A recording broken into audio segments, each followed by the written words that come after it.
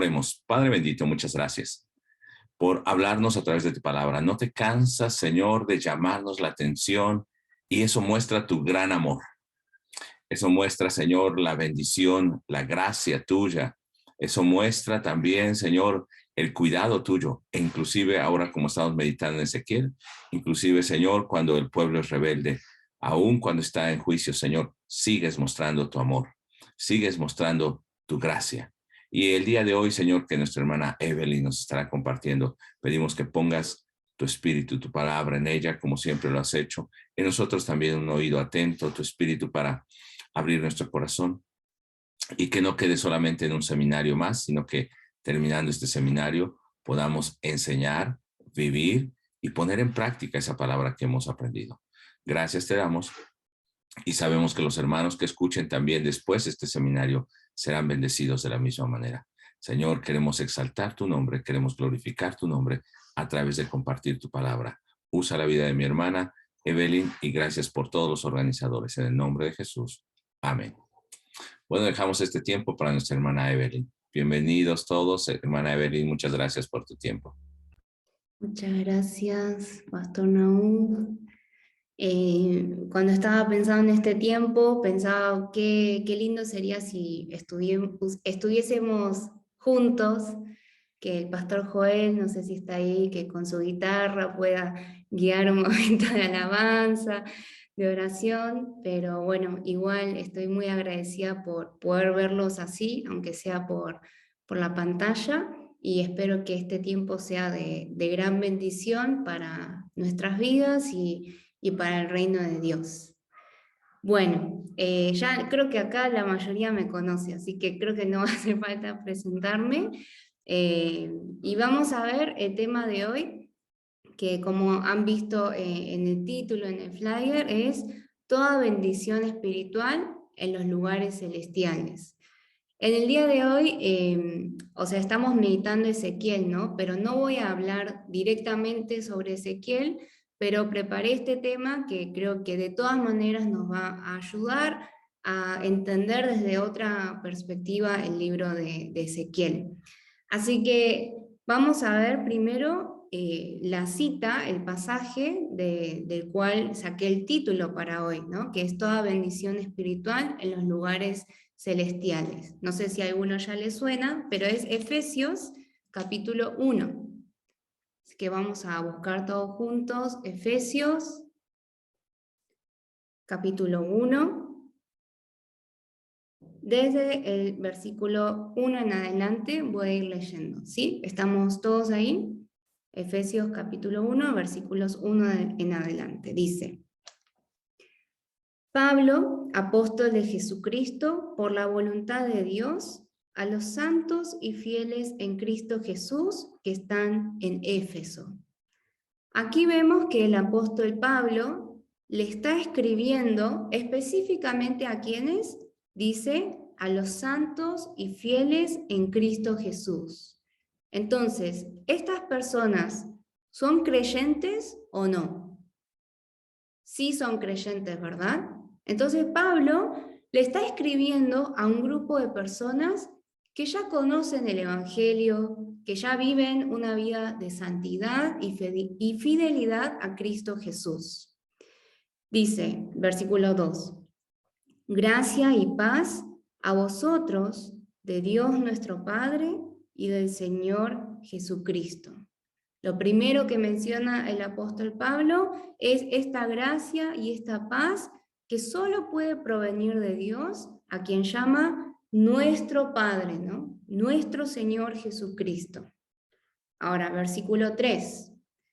Dice, bendito sea el Dios y Padre de nuestro Señor Jesucristo, que nos bendijo con toda bendición espiritual en los lugares celestiales en Cristo, según nos escogió en Él antes de la fundación del mundo, para que fuésemos santos y sin mancha delante de Él, en amor, habiéndonos predestinado para ser adoptados hijos suyos por medio de Jesucristo, según el puro afecto de su voluntad. Y voy a leer hasta ahí, ¿sí?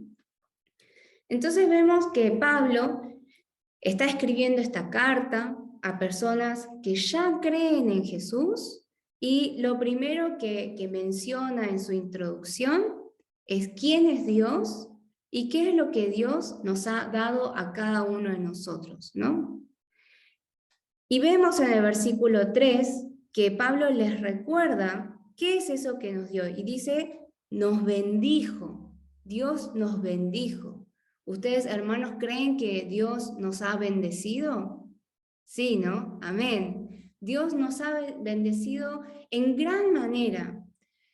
Hoy en día hay como dos extremos, ¿no? Hay personas que hablan mucho sobre la bendición, pero hablan sobre una bendición equivocada.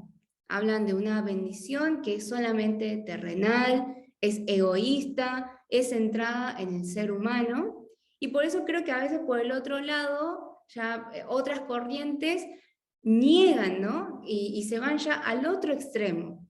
Pero la Biblia nos enseña que Dios nos ha bendecido en gran manera. Esto tiene que ser un motivo de gran gozo. Ahora, ¿de qué se trata esa bendición? Dice que nos bendijo con toda bendición espiritual en los lugares celestiales en Cristo. Entonces, esta gran bendición que Dios nos ha dado, ¿sí? Lo voy a poner en estos términos, no sé si estaría bien, si estaría correcto, pero ¿dónde fabricó Dios esta bendición que nos da a nosotros? ¿Dónde lo creó? ¿Dónde lo pensó? ¿Dónde lo originó? ¿Dónde preparó este hermoso regalo que después nos iba a dar? En los lugares celestiales, ¿no? Dios preparó este gran regalo, esta gran bendición en los lugares celestiales.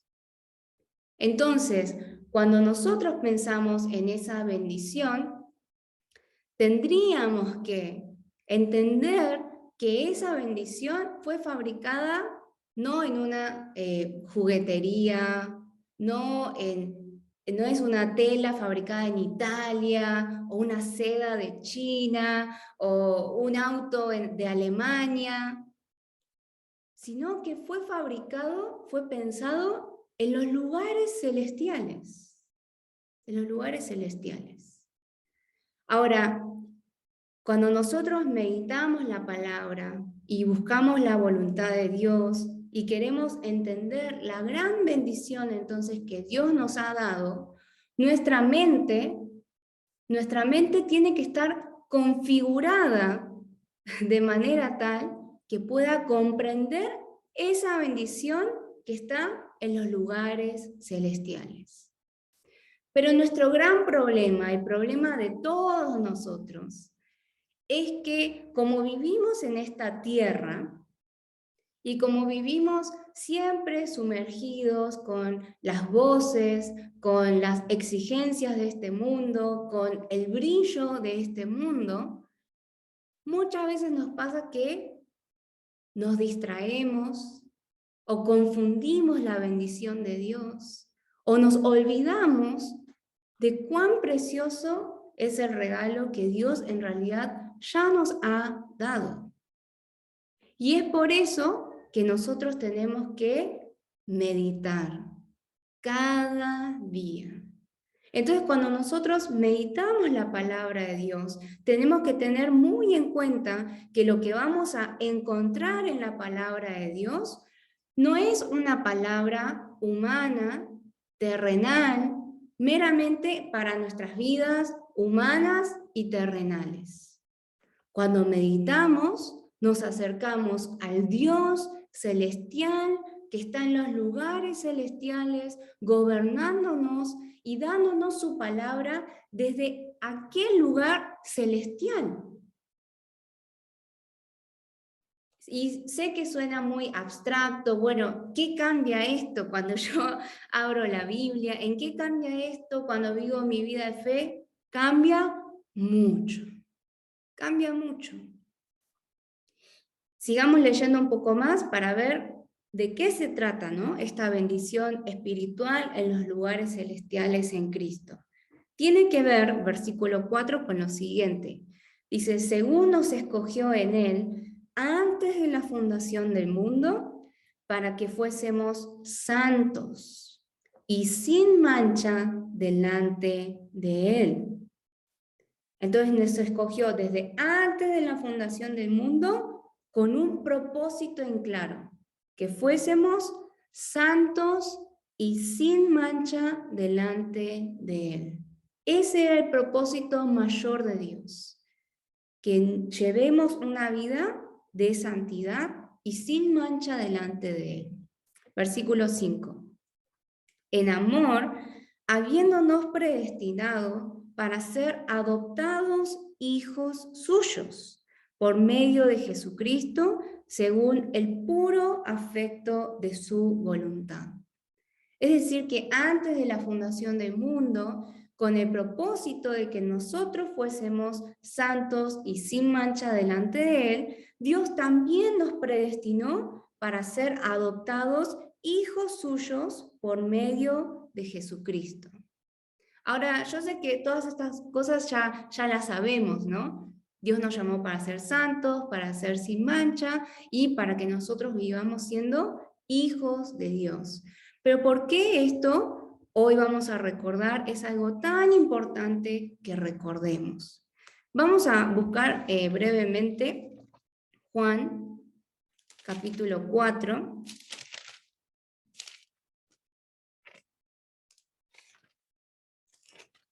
Juan capítulo 4, versículos 23 y 24. Juan capítulo 4, versículos 23 y 24. Ahí podemos ver una porción de la conversación entre Jesús y la mujer samaritana. Todos conocen muy bien este relato, ¿no? Y aquí en estos versículos vemos qué es lo que le responde Jesús acerca de la adoración. Juan 4, 23 y 24 dice, mas la hora viene, y ahora es, cuando los verdaderos adoradores adorarán al Padre en espíritu y en verdad. Porque también el Padre tales adoradores busca que le adoren. Dios es espíritu. Y todos los que le adoran en espíritu y en verdad, es necesario que adoren. Hace poco enseñé esta palabra y les pregunté a esas personas, eran jóvenes, y les pregunté, ¿qué significa adorar en espíritu y en verdad? Porque ciertamente todos, seguramente, cuando hemos ido a la iglesia, la persona que lidera la alabanza dice, adoremos en espíritu y en verdad, ¿no? Eso es la manera en la cual Dios quiere que adoremos. Bueno, y les pregunté a estos jóvenes, ¿pero qué significa eso? ¿Qué es eso? Y se quedaron así y me dijeron, nunca me lo había preguntado. No sabían qué responderme porque simplemente toda su vida aceptaron, bueno, tengo que adorar en el espíritu y en verdad, pero nunca se habían preguntado qué significa realmente eso. Y a mí también me había pasado. Entonces veamos, el versículo 24 dice algo muy característico sobre Dios. O sea, viene diciendo que los verdaderos adoradores tienen que adorar al Padre en espíritu y en verdad. Y el versículo 24 dice, Dios es espíritu. Dios es espíritu. Y los que le adoran en espíritu, y en verdad, es necesario que adoren. Dios es espíritu. ¿Qué sensación les da cuando leen esto, no? Dios es espíritu y los que le adoran en espíritu y en verdad, es necesario que adoren. ¿No nos da un poco la connotación de que Dios es un ser diferente a nosotros? Dios es espíritu. Dios es espíritu está en un nivel superior, más sublime que nosotros, más trascendental, si queremos decirlo. Dios es un ser totalmente diferente a nosotros. Él es espíritu. Entonces, los que le adoran a este Dios sublime y superior, ¿cómo lo tienen que hacer? En espíritu y en verdad. Poniéndolo en un ejemplo mucho más sencillo, ¿no? Las personas y, por ejemplo, los gatos o los perros, ¿sí? Alguno tiene mascota, a veces por Zoom se ve que por detrás de las personas hay un gato ahí andando, o un perro que está ahí molestando. Bueno, un gato y una persona pueden tener comunión verdadera, genuina, que se entiendan al 100%. Quizás alguno va a decir, sí, yo entiendo a mi gato y mi gato me entiende. Pero no, ¿no? ¿Por qué? Porque el gato y la persona son de dos naturalezas diferentes. No se pueden entender. Entonces, ¿qué tendría que suceder para que el gato o el perro pueda tener esa comunión con el ser humano? Tendría que hacerse humano. Ahora, Dios es espíritu. Dios es el verdadero santo, puro, bueno, sin mancha. ¿Cómo podríamos nosotros, en nuestro pecado, en nuestra enemistad con Dios antes de creer en Jesús, en nuestra debilidad, cómo podríamos nosotros adorar a Dios en espíritu y en verdad? ¿Cómo podríamos nosotros llegar a ser, como decía en Efesios, santos y sin mancha delante de Él? Tendríamos que transformarnos a la semejanza de Dios, ¿no? Sí, ¿se entiende hasta aquí? Entonces, ¿qué hizo Dios? Veamos ahora Juan capítulo 1, versículo, primero vamos a ver el versículo 1, Juan capítulo 1, dice, en el principio era el verbo, y el verbo era con Dios, y el verbo era Dios. Entonces aquí en el versículo 1, ¿cuántos sujetos hay? Dos, ¿verdad? El verbo y Dios, que sería Dios Padre. ¿Y quién es este verbo? Bueno, este verbo es Jesucristo. El versículo 14 dice, y aquel verbo fue hecho carne y habitó entre nosotros, y vimos su gloria, gloria como del unigénito del Padre, lleno de gracia y de verdad. Entonces, este verbo del versículo 1 está refiriendo a Jesucristo. Pero Jesucristo no apareció en Mateo capítulo 1, sino que ¿desde cuándo estaba? Desde el principio. En el principio era el verbo y el verbo era con Dios y el verbo era Dios. Ahora dice que este verbo, que era la luz, versículo 10 en adelante, dice, en el mundo estaba y el mundo por él fue hecho, pero el mundo no le conoció. Entonces, toda la creación, todo lo que vemos en Génesis capítulo 1, que luego vamos a ir ahí, ¿por quién fue hecho? Por Jesús, ¿no? Jesús estaba ahí creando junto a Dios Padre. Entonces, la creación le pertenecía a Jesucristo. Por eso dice en el versículo 11, a lo suyo vino. Jesús vino a lo suyo, pero los suyos no le recibieron. Versículo 12 y 13. Versículo 12 dice, Mas a todos los que le recibieron, a los que creen en su nombre, les dio potestad de ser, ¿qué cosa? Hechos hijos de Dios. Entonces, ¿qué vino Jesús a hacer a esta tierra?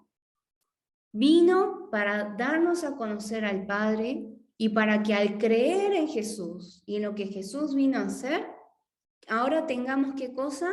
La potestad de ser hechos hijos de Dios. Hijos de Dios. Entonces, si nosotros somos, no, vuelvo al otro ejemplo, ¿no? Que siempre lo doy. Si un gato tiene hijos, que esos hijos del gato, ¿qué van a ser? Gatitos, ¿no? No van a ser ni perros ni seres humanos, porque el gato va a tener hijos de su propia naturaleza. Ahora, nosotros, los seres humanos, ¿qué clase de hijos vamos a tener? Seres humanos, no vamos a tener gatos ni perros. Ahora, Dios, cuando Dios dice que tiene hijos, ¿qué significa eso? Que sus hijos son de la misma naturaleza que Dios, a su imagen y semejanza. Entonces, pero ¿cómo podemos nosotros obtener esta gran obra de Dios? Versículo 12. Recibiendo a Jesucristo, creyendo en el nombre de Jesucristo, quien es también de la misma naturaleza de Dios. Entonces, ahora, si tenemos la potestad de ser hijos de Dios, es por eso que sí podemos adorar a Dios, quien es espíritu y en verdad. Entonces, adorar en espíritu y en verdad no significa que ese día en el momento de alabanza sentí más un calorcito acá adentro, o oré con más fervor, o lloré más, o hablé en lenguas. No significa todas esas cosas, ¿no? Sino que la adoración, el hecho que podamos adorar a Dios, más que lo que hagamos con la música o incluso con nuestros actos de obediencia, se trata de quién soy. Se trata de mi identidad. Y que a través de Jesucristo, ahora yo soy hija de Dios y puedo adorarle en espíritu y en verdad. Entonces, volvamos a Efesios capítulo 1.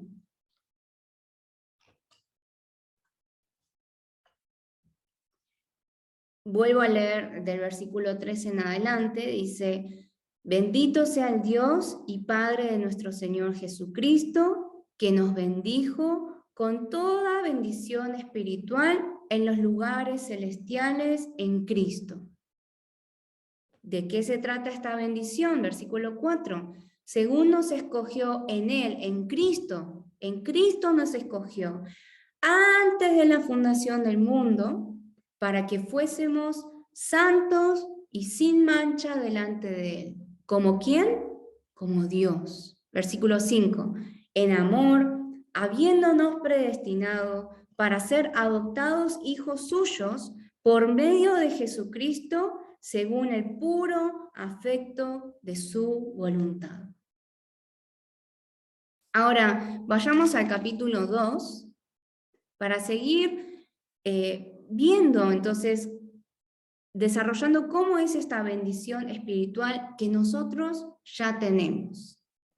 Los primeros versículos del capítulo 2 hablan acerca de nuestra vida antes de creer en Jesucristo. Entonces, antes de tener la potestad de ser hechos hijos de Dios. ¿Y de qué manera vivíamos antes? ¿O de qué manera viven las personas que todavía no creen en Jesús? Versículo 2 dice: Él os dio vida a vosotros cuando estabais muertos en vuestros delitos y pecados. Cuando estaban muertos en sus delitos y pecados. en los cuales anduvisteis en otro tiempo, siguiendo la corriente de este mundo, conforme al príncipe de la potestad del aire, el espíritu que ahora opera en los hijos de desobediencia.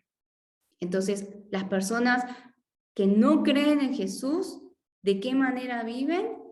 Muertos en sus delitos y pecados, y andando según la corriente de este mundo, conforme al príncipe de la potestad del aire, que es el diablo.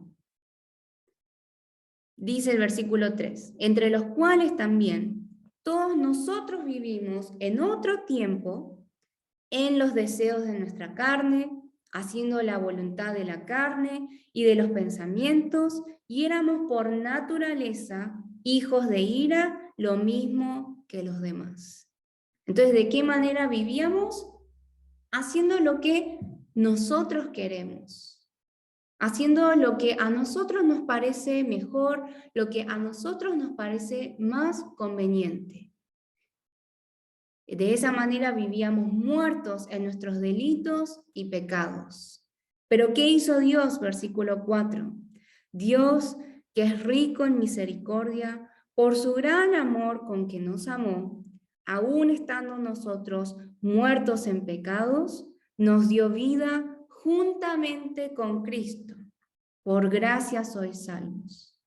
Y juntamente con Él nos resucitó y asimismo nos hizo sentar en los lugares celestiales con Cristo Jesús, para mostrar en los siglos venideros las abundantes riquezas de su gracia en su bondad para con nosotros en Cristo Jesús. Entonces aquí este pasaje dice algo que también todos sabemos muy bien, que antes éramos pecadores, estábamos muertos. ¿Pero qué hizo Jesús? Él murió por nosotros, ¿no? Y así nos dio vida juntamente con Él.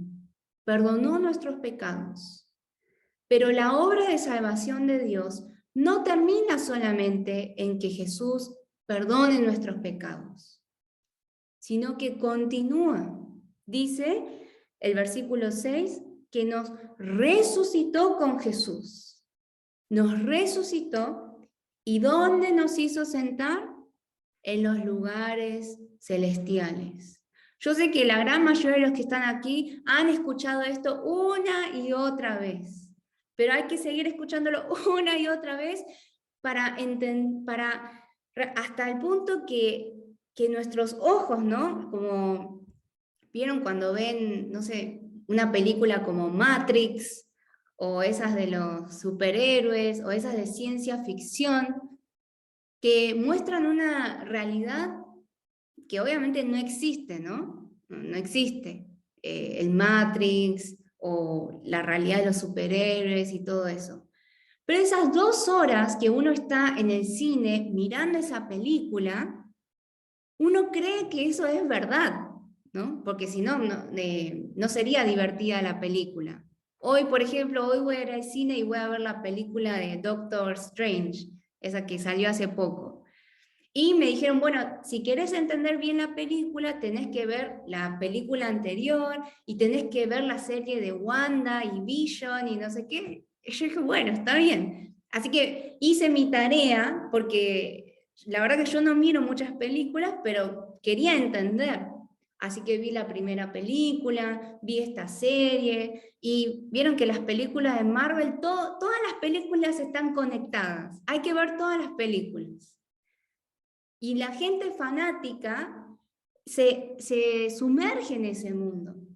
Y por un rato es como que eso es una realidad. Pero obvio que cuando termina la película nosotros sabemos que eso no es real. Y continuamos con nuestras vidas sabiendo que Superman no existe, sabiendo que todas esas cosas no existen. Ahora, cuando nosotros leemos la Biblia, cuando nosotros meditamos la Biblia, es como si estuviésemos mirando una película que nos presenta una realidad muy diferente a la que nosotros vivimos. Nos presenta la realidad celestial.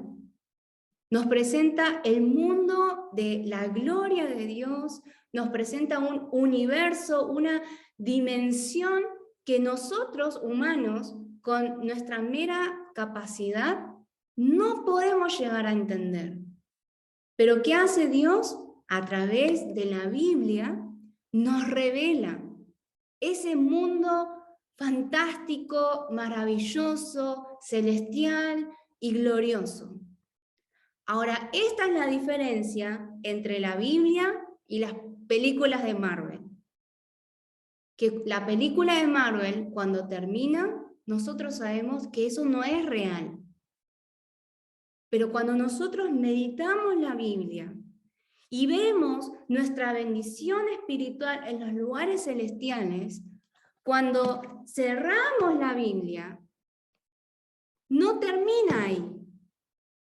Cuando cerramos la Biblia, tenemos que entender que lo que dice acá es la realidad. Que la película de Dios revelada en la Biblia, esto es lo real.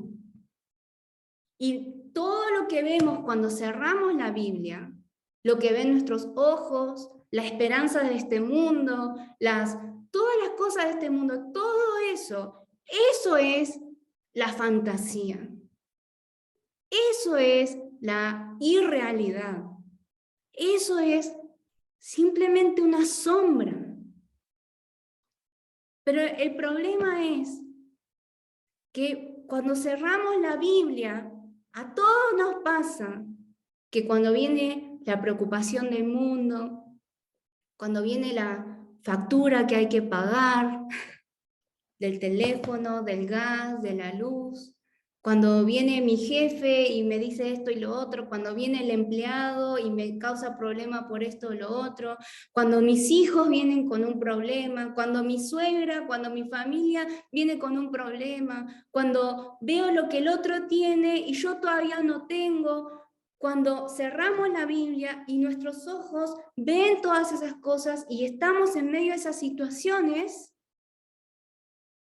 nos olvidamos del mundo que la Biblia nos presenta. Y seguimos viviendo como personas terrenales, con esperanzas terrenales, con problemas terrenales y soluciones terrenales. ¿Por qué tenemos que meditar la palabra y recordar una y otra vez esto que dice Efesios capítulo 2, versículo 6? Juntamente con Él nos resucitó y nos hizo sentar en los lugares celestiales. Nos hizo sentar en los lugares celestiales con Cristo Jesús. Esta es nuestra realidad. Todos nosotros, la Biblia nos dice que ya estamos en los lugares celestiales. Ya estamos disfrutando en parte estar en la presencia de Dios, en los lugares celestiales. Esa es nuestra realidad. Eso no es un sueño, eso no es una visión nada más. Es nuestra realidad. Entonces, cuando meditamos la palabra y recordamos todo lo que Dios ya hizo por nosotros, que no es solamente perdonar nuestro pecado. Sí, perdonó nuestro pecado, pero con un propósito aún mayor, que vivamos siendo como Él, santos, sin mancha, como hijos suyos que le representan en esta tierra, obedeciendo su palabra, adorándole en todo momento. Esa es la bendición espiritual en los lugares celestiales en Cristo que Dios ya nos ha dado y que día a día, a través de la meditación de la palabra, tenemos que recordar y masticar y meditar y volver a recordar hasta que nuestros ojos realmente cambien y veamos las cosas desde la perspectiva celestial y no solamente terrenal. Cuando así lo hagamos, todo en nuestra vida va a cambiar. Ahora, lo que quiero mostrar a continuación es que es como Dios viene realizando esto, es decir, revelando su obra celestial a las personas desde el principio también. Así que veamos Génesis, capítulo 1, versículos 26 al 28.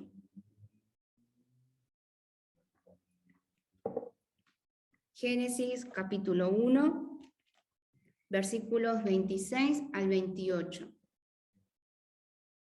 Es un pasaje muy conocido, pero realmente hay tantas verdades preciosas aquí.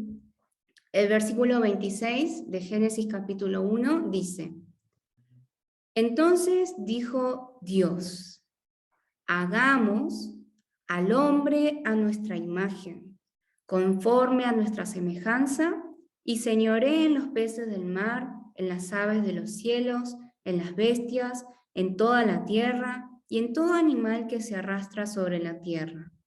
Y creó Dios al hombre a su imagen. A imagen de Dios lo creó, varón y hembra los creó. Y los bendijo Dios y les dijo: fructificad y multiplicaos, llenad la tierra y sojuzgadla, y señoread en los peces del mar, en las aves de los cielos, y en todas las bestias que se mueven sobre la tierra. El versículo 26, ¿qué característica vemos acerca de Dios? Vemos que Dios habla, ¿no? Dice, entonces dijo Dios. ¿Cómo es Dios? Dios habla. Ahora dice, hagamos al hombre a nuestra imagen. Entonces, si Dios estuviese hablando consigo mismo, pensaríamos que diría, bueno, voy a hacer al hombre a mi imagen. Pero no dice eso, ¿no? Dice, hagamos, en primera persona plural. Entonces nosotros ya vimos algo en Juan capítulo 1, ¿no? ¿Quién estaba en el principio creando todas las cosas junto a Dios Padre? Jesús. Y en el versículo 2 de Génesis capítulo 1 vemos que también estaba el Espíritu de Dios. Entonces aquí en Génesis capítulo 1, versículo 26, ¿quién está hablando? El Dios Trino.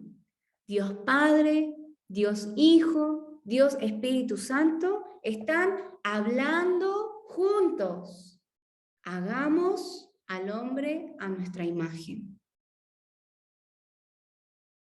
Yo a veces lo ejemplifico como que es la mesa de los gerentes. Es la sala de reunión de los gerentes, ¿no? Ahí no puede entrar cualquier persona de la empresa, no pueden entrar los clientes. Son las decisiones que se hacen con los gerentes. Ahora, Dios, Padre, Hijo, Espíritu Santo, están tomando una decisión juntos, ¿dónde? En el dominio celestial, en los lugares celestiales. Ahora, luego de planificar y decidir, después, versículo 27, Dios lo lleva a cabo. O sea, primero Dios piensa, planea, decide y después lo lleva a cabo, ¿dónde? En el dominio terrenal. Dios pensó cómo hacer al hombre y después en el dominio terrenal lo creó de esa manera. Pero la obra de Dios no terminó aquí, ¿no? El versículo 28 dice que Dios los bendijo. Dios los bendijo y les dijo: fructificad y multiplicaos, llenad la tierra y sojuzgadla, señoread en los peces del mar, en las aves de los cielos y en todas las bestias que se mueven sobre la tierra. Entonces, ¿por qué utiliza este término, no? Que Dios los bendijo. Entonces Dios los bendijo y les habló.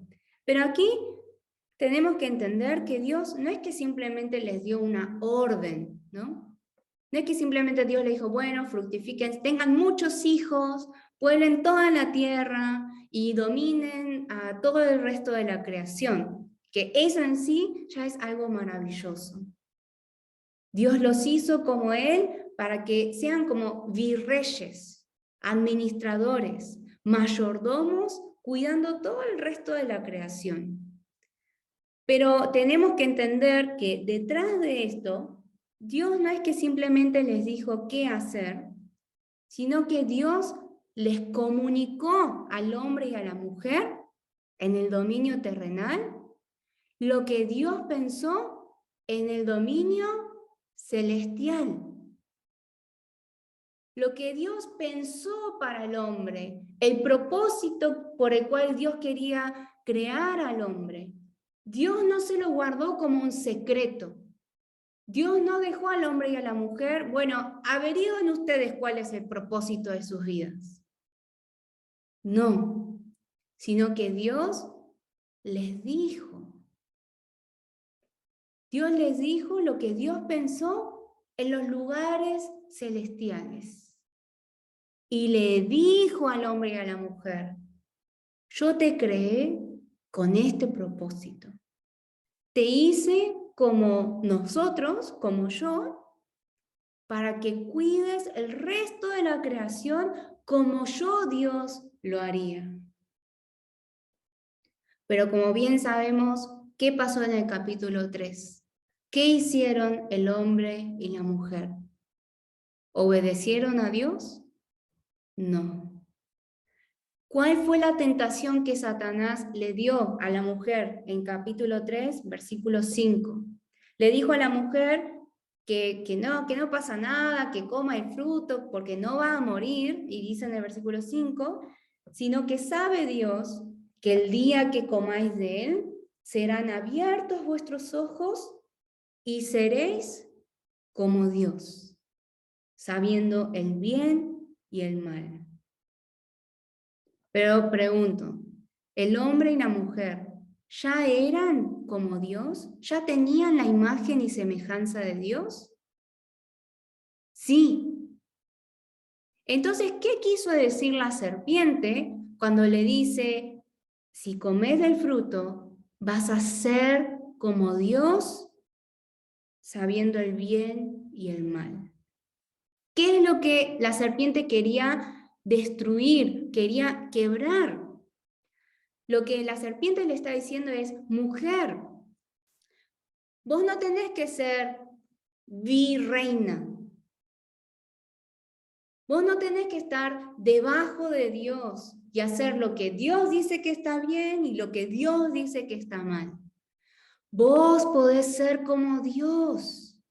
Vos podés elevarte al lugar de Dios y por tu propia cuenta elegir qué es lo que está bien y qué es lo que está mal. En otras palabras, la serpiente le está diciendo, mujer, vos podés hacer lo que quieras. Vos podés ser la suprema reina de todo el universo. Y no hace falta que le prestes atención a Dios. Vos podés hacer tus propias reglas. ¿Y qué hizo la mujer? Eso le pareció una propuesta muy atractiva. Las personas piensan que, ay, el hombre y la mujer, pobrecitos, es que el fruto se veía tan delicioso y lo comieron. No, no es así. La mujer y el hombre tomaron una decisión consciente. Sabían lo que estaban haciendo. Y a la mujer le resultó más atractivo hacer sus propias reglas que estar bajo el gobierno de Dios. Pero ahora, esto, ¿por qué pasó? Si Dios se tomó el trabajo de comunicarle al hombre y a la mujer, dice el capítulo 1, versículo 28, que Dios los bendijo diciéndoles por qué Dios los creó de esa manera. Dios les comunicó eso que pensó en los lugares celestiales al hombre y la mujer que estaban en el dominio terrenal. Entonces, ¿qué es lo que el hombre y la mujer hicieron en el capítulo 3 al comer el fruto? ¿Qué es lo que eso nos muestra? Rechazaron este privilegio que tenían de que Dios les revele las cosas celestiales, de que Dios les revele cuál era el propósito de sus vidas.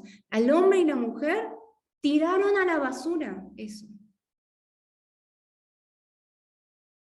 a pesar de que Dios les estaba comunicando su verdad. Veamos también en qué otras ocasiones vemos como ejemplos que Dios comunicó su verdad celestial. En Éxodo capítulo 25,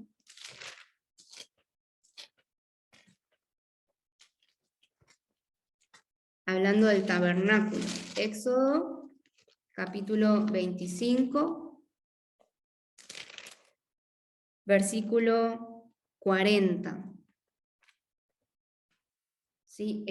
La mitad del libro de Éxodo habla acerca de cómo tenía que ser construido el tabernáculo y cómo se construyó el tabernáculo. Pero Éxodo capítulo 25, versículo 40, Dios le dijo a Moisés: mira y hazlos conforme al modelo que te ha sido mostrado en el monte. Entonces, ¿qué quiere decir? Cuando Dios estaba en el, cuando Moisés estaba en el monte escuchando a Dios y Dios le decía, bueno, el tabernáculo tiene que medir tanto y tiene que tener tantas vallas y el atrio tiene que ser de oro y tal cosa de plata y todas esas instrucciones, ¿sí? ¿De qué modelo vinieron? Dice que es del modelo que Dios le mostró a Moisés, ¿verdad? Veamos Hebreos capítulo 8. Sé que algunos estamos estudiando juntos el libro de Hebreos, los días martes. Veamos Hebreos capítulo 8, versículo 5. Dice, Hebreos capítulo 8, versículo 5, los cuales sirven, está hablando de los sacerdotes terrenales, los cuales sirven a lo que es figura y sombra de las cosas celestiales. Como se le advirtió a Moisés cuando iba a erigir el tabernáculo, diciéndole, mira, haz todas las cosas conforme al modelo que se te ha mostrado en el monte. ¿Sí? ¿Sí se entiende? Entonces, Dios no solo con Adán y Eva, sino que constantemente estuvo comunicando su bendición espiritual. Este tabernáculo con todos los sacrificios, que como estamos estudiando en Hebreos, todo eso representa y se consuma y se completa en Jesús, ¿no? Pero no fue solo el tabernáculo, veamos también Primera de Crónicas,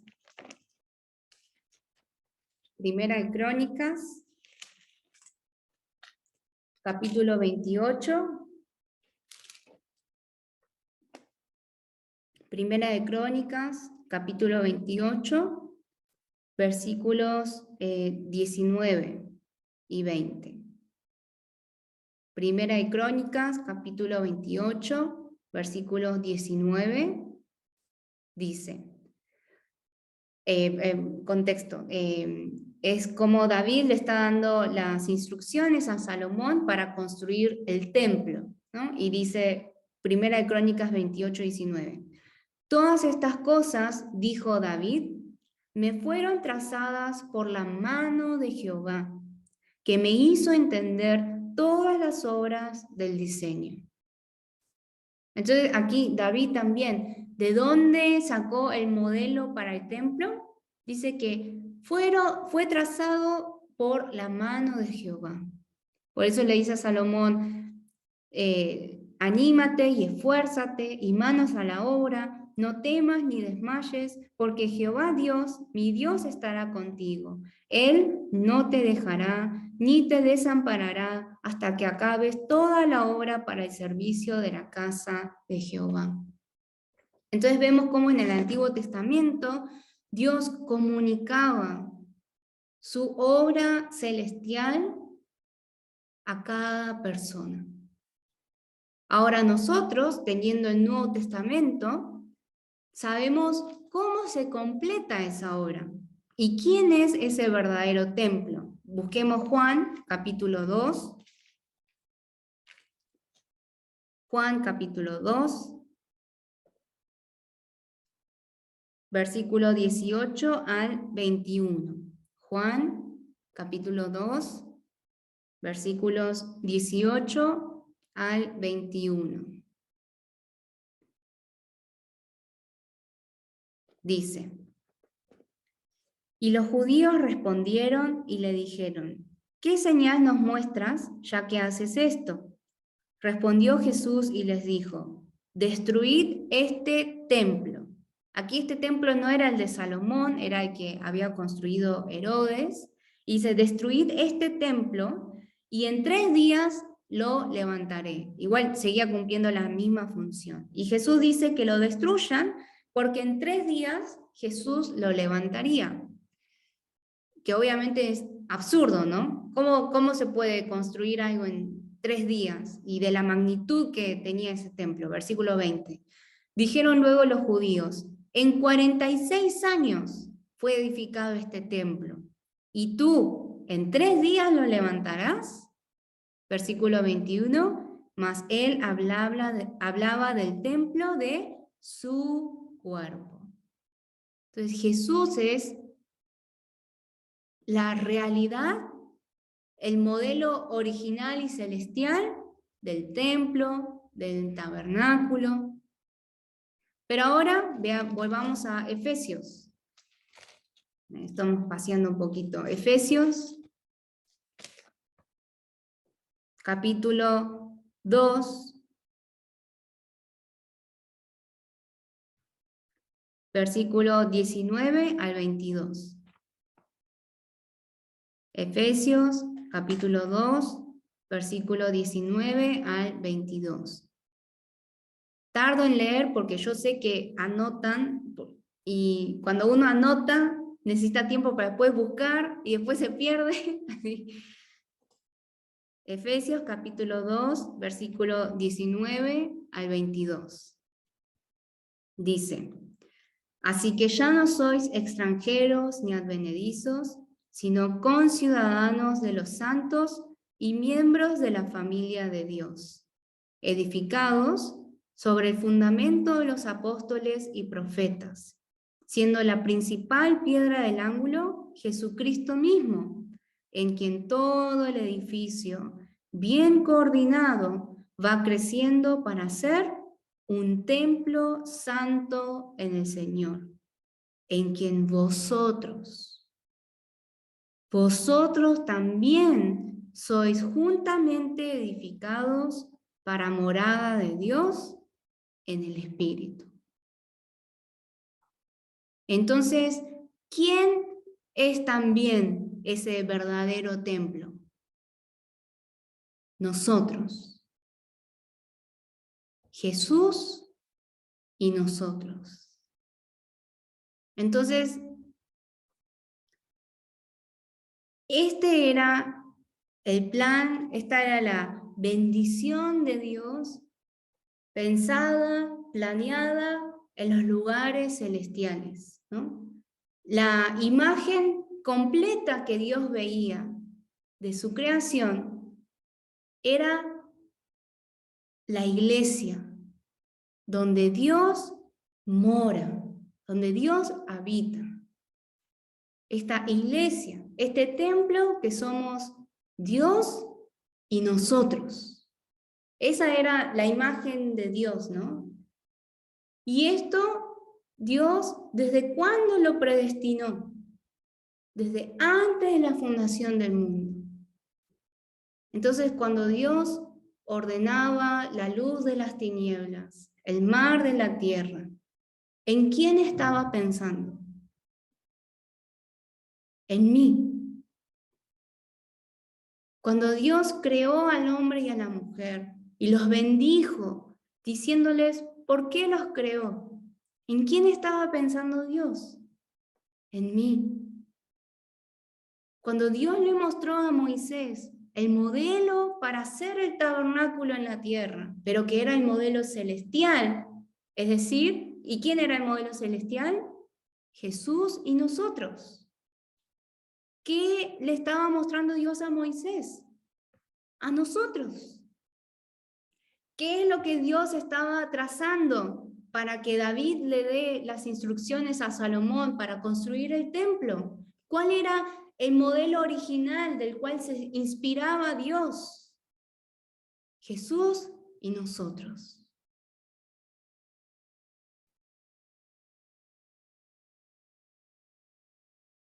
Y eso lo podemos ver en Apocalipsis. Ya vamos terminando. Apocalipsis, capítulo 21, versículos 1 en adelante. Vamos a ir leyendo varios versículos. Dice Apocalipsis, capítulo 21, versículo 1. Vi un cielo nuevo y una tierra nueva, porque el primer cielo y la primera tierra pasaron y el mar ya no existía más. Se está hablando de cuando Jesús vuelve y ya la consumación de su obra. Dice, y yo, Juan, vi la santa ciudad, la nueva Jerusalén, descender del cielo de Dios, dispuesta como una esposa ataviada para su marido. ¿Y quién es esta esposa ataviada para su marido? La iglesia, nosotros.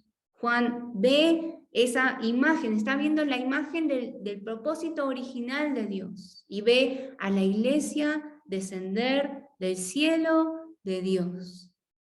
Dice, oí una gran voz del cielo que decía, he aquí el tabernáculo de Dios con los hombres, y Él morará con ellos, y ellos serán su pueblo, y Dios mismo estará con ellos como su Dios. Enjugará Dios toda lágrima de los ojos de ellos, y ya no habrá muerte, ni habrá más llanto, ni clamor, ni dolor, porque las primeras cosas pasaron. Pero después dice en el versículo 22, ¿sí? Y no vi en ella templo. O sea, no vio templo. ¿Por qué? Porque el Señor Dios Todopoderoso es el templo de ella y el Cordero. La ciudad no tiene necesidad de sol ni de luna que brillen en ella, porque la gloria de Dios la ilumina y el Cordero es su lumbrera. Y las naciones que hubieren sido salvas andarán a la luz de ella, y los reyes de la tierra traerán su gloria y honor a ella. Juan está viendo el modelo original, ¿no? Quizás está viendo lo que Dios le mostró a Moisés, lo que Dios tenía en mente cuando traza el plano para David. Y en ese modelo original, en ese modelo glorioso, estamos Dios y nosotros, nosotros y Dios en plena comunión.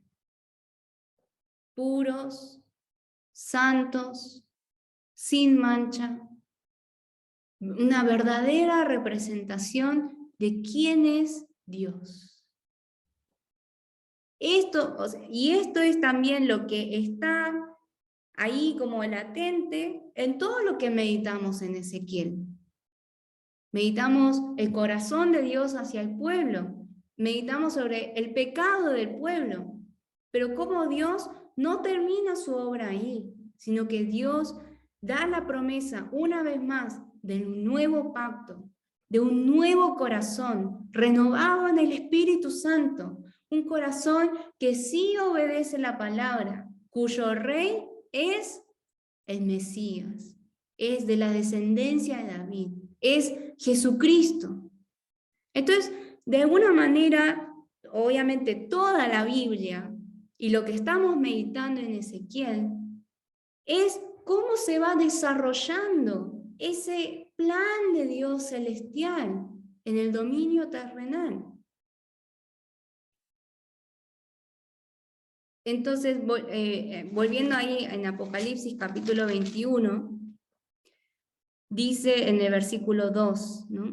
¿De dónde aparece la iglesia? Dice, y yo, Juan, vi la santa ciudad, la nueva Jerusalén, descender ¿de dónde? Del cielo. Desciende del cielo de Dios. Nosotros generalmente pensamos que cuando Jesús vuelva, nosotros vamos a ir volando al cielo, de la tierra al cielo, ¿no? Pero la Biblia no enseña eso. La Biblia enseña que cuando Jesús vuelva, nosotros vamos a descender del cielo. ¿Por qué vamos a descender del cielo? Porque ya estamos en el cielo. Ya estamos en los lugares celestiales. Eso decía Efesios capítulo 2, versículo 6, ¿no? Nos resucitó y nos hizo sentar en los lugares celestiales. Entonces, como ya estamos en los lugares celestiales, cuando Jesús vuelva, vamos a descender con Cristo del cielo de Dios, no al revés. Y esto nos parece una imagen rara, una película de ciencia ficción, pero esto es lo real.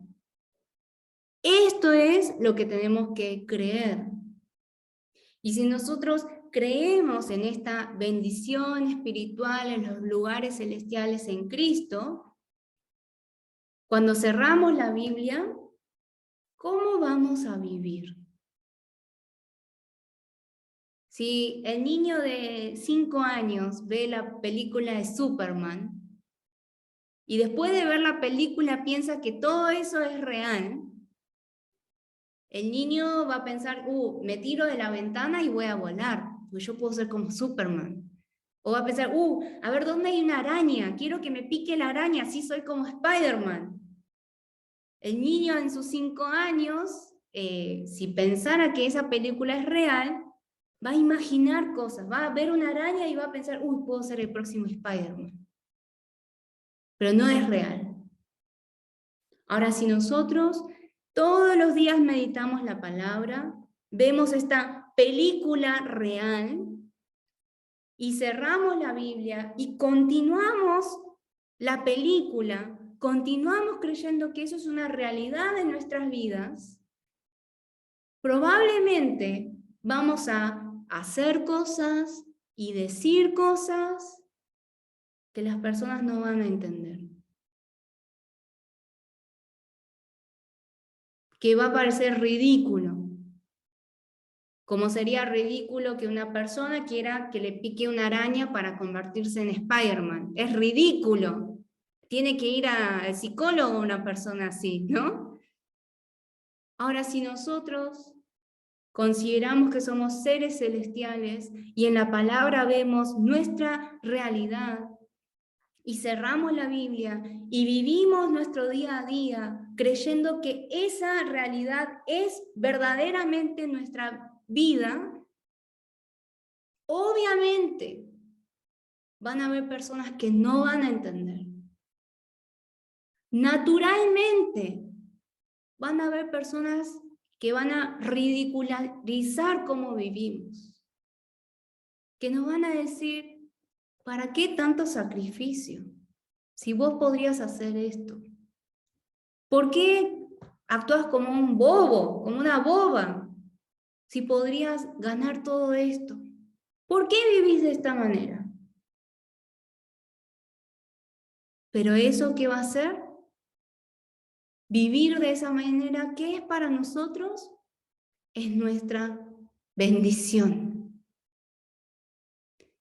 Es nuestro mayor gozo. Es el motivo por el cual alabamos a Dios. Porque nosotros no estamos ciegos. Porque vivimos en la tierra sabiendo qué es lo real y qué es lo falso. Esa es nuestra mayor bendición. Y tenemos que orar por aquellos que todavía no conocen el Evangelio, que no conocen esta paz, que no conocen este gran regalo. Y segundo, tenemos que orar por nuestra iglesia, por la familia de Dios. Porque Pablo, eso dije al principio, ¿no? ¿A quién le está escribiendo esta carta? ¿A personas creyentes o no? A personas que son creyentes. Pero Pablo igual les escribe esta carta, les recuerda esta realidad. Y no lo leímos, pero en su oración en el capítulo 1, Pablo pide en oración por los efesios que conozcan más a Dios. Y está hablando de personas que ya conocen a Dios.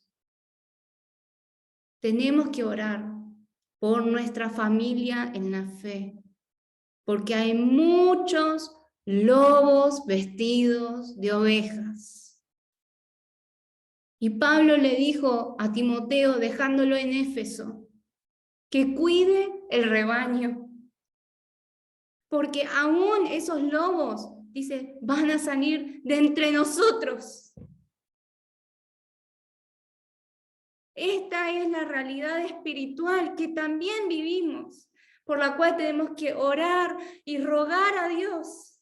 Tenemos que orar por nuestros pastores, por nuestros líderes, para que sean personas sabias que cuiden el rebaño de Dios, en la palabra, en el temor de Dios. Pero si nosotros no meditamos, si no recordamos estas realidades, vamos a vivir distraídos toda nuestra vida, persiguiendo sueños y ambiciones que nada tienen que ver, incluso adentro de la iglesia.